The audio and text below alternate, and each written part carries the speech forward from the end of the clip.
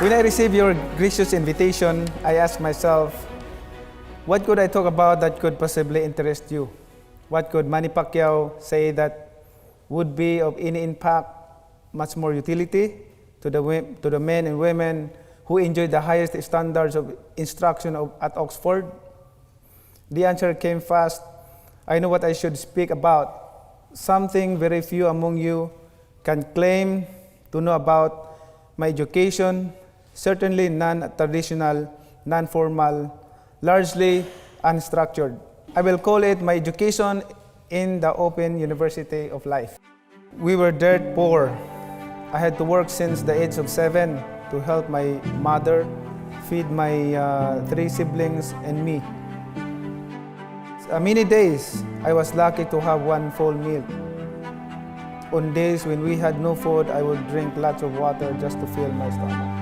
But my mind and spirit were never hungry. I read anything I could get my hands on.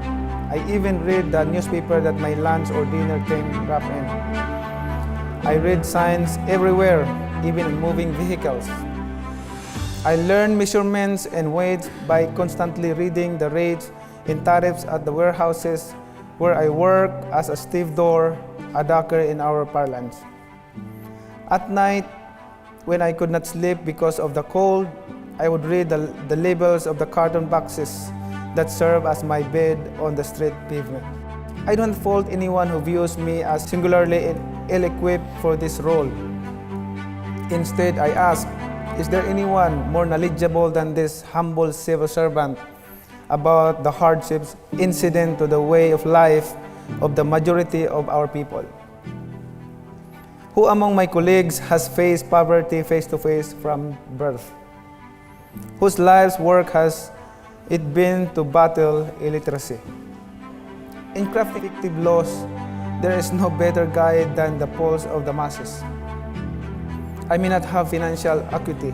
I may not be historically fluent. I may not even be socially adept, but I am philosophically rooted in my personal adversities, which morally bind me to the general struggle of our people. I am a fighter, and I will always be a fighter, not just because it is my profession. I was a fighter long before I first set foot in a boxing ring. All my life I have been fought to live. Every single day in my youth, I fought for survival. Now, I do it and get paid for it. Then, I was lucky to get a piece of bread for it. But how are my struggles of any value to the Filipinos? It cannot feed or clothe all of them. No matter how much I give financially, hundreds of thousands more remain wanting. I thought to myself, I can give millions, as have many other donors from all over the world. But no amount of money can give these people hope. I too fought against despair. I believe that I was born for a purpose and destined to serve as an inspiration for the average Filipino in the rest of the world. To fight, to rise above adversity, to conquer and defy, and to embrace life in all its difficulties. Manny Pacquiao is the best fairy tale every Filipino could tell and retell to all generations yet to come. Manny Pacquiao's story is incredible but true. Miracles do happen, dreams do come true. Being poor does not mean one must die poor. Hard work and persistence will set you free from the shackles of poverty. But it is faith that will take you to the very top. That is Manny Pacquiao's story. So I ask you, all of you, to never lose faith in what you can do as human being.